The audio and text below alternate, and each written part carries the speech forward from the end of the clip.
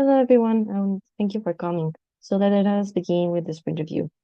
Uh, well, first of all, let's talk about all the things that we managed to complete. We did the username and password input containers, which are key components of the login and sign up views.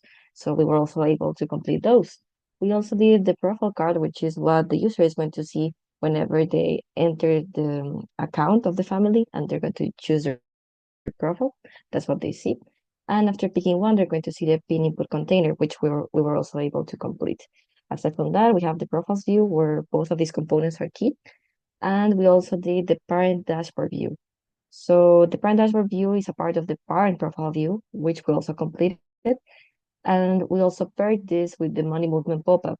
So both the parent dashboard view and the money movement pop-up are key elements to the purpose of the whole app.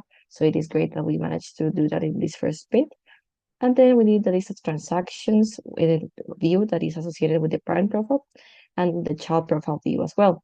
Aside from this, we have the managed family view that is exclusive to the parent profile and the buttons that allow us to move between the login and sign up views.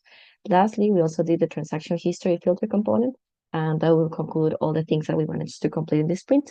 Let's go with the demo.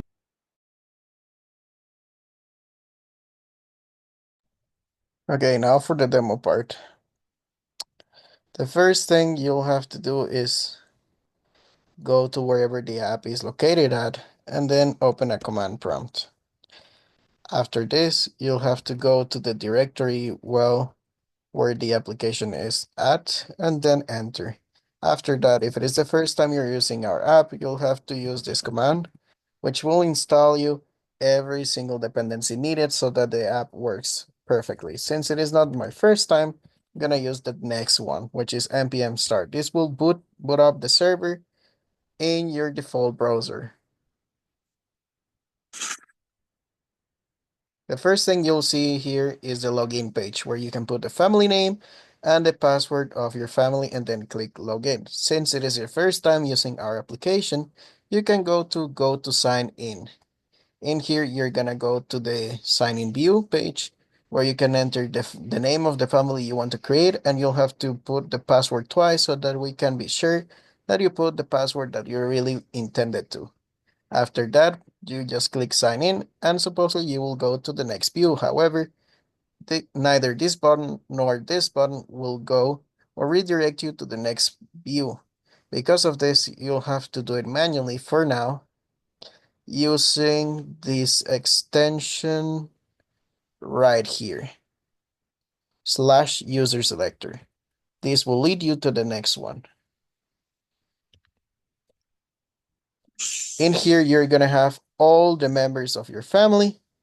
You click the one that you want to use and then enter the pin. Since all of this is hard-coded, the default pin for every single one of these is 1234. If you put it, it will tell you that the pin is correct. If you put any other pin, it will tell you incorrect pin.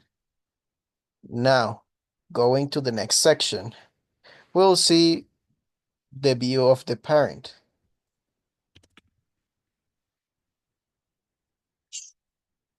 The parent, when he logs in, the first thing he'll see is the dashboard.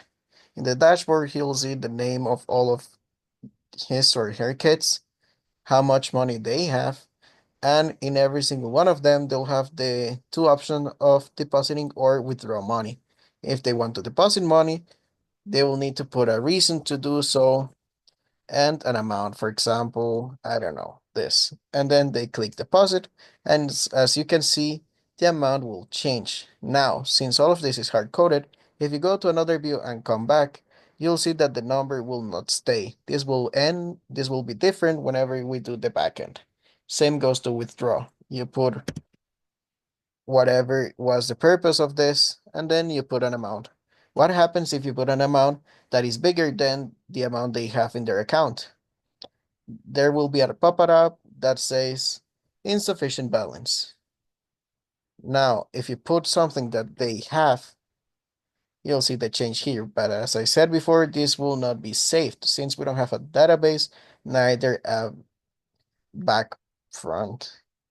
Now, going to our next view.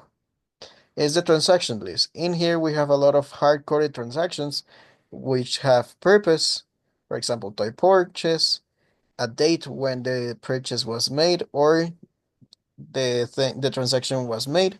Then you'll have the sender, which is the father or mother that did it, the parent, and the receiver is the child, and the amount that was withdraw or deposit to the kid. They can see it in all of these ones, and then if they want to know someone in specific, they can do a search here.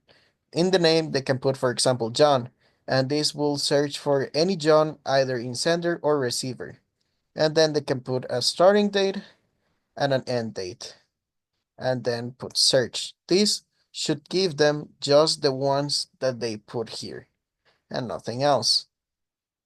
But as we said before, this is just the front end. That's why this button does not work just yet.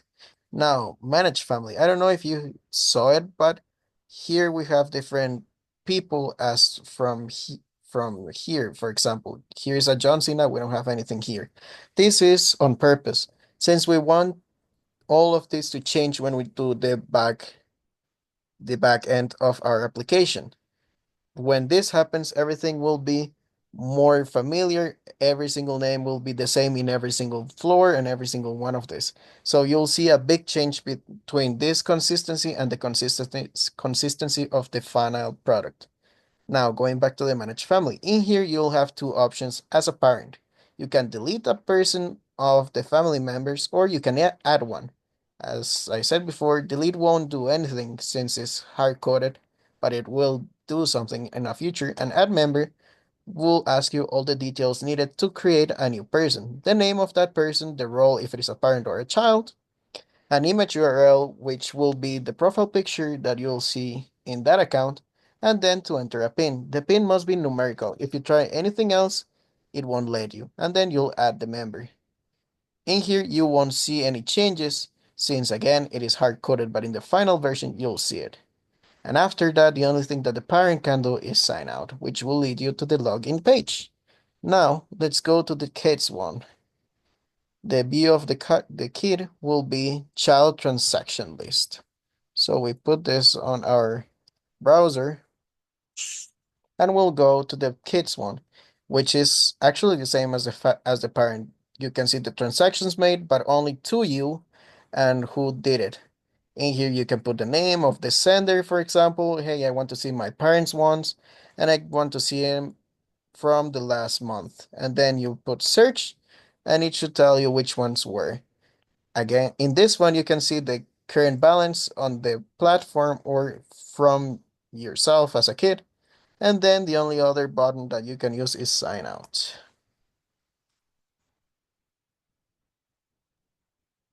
So to conclude, this project was challenging. The steep learning curve forced us to adapt and improve our skills. Despite the difficulties, we overcame our obstacles through perseverance and teamwork. With this project, we improved valuable skills like problem solving, like team management, and teamwork. It was challenging, but we learned valuable experience working on a sprint as a team. Although areas still require improvement for the second sprint, we are proud of the result for this first part of the project. We are motivated to apply what we have learned and enhance our team performance for the second part of the project, which corresponds to the back end.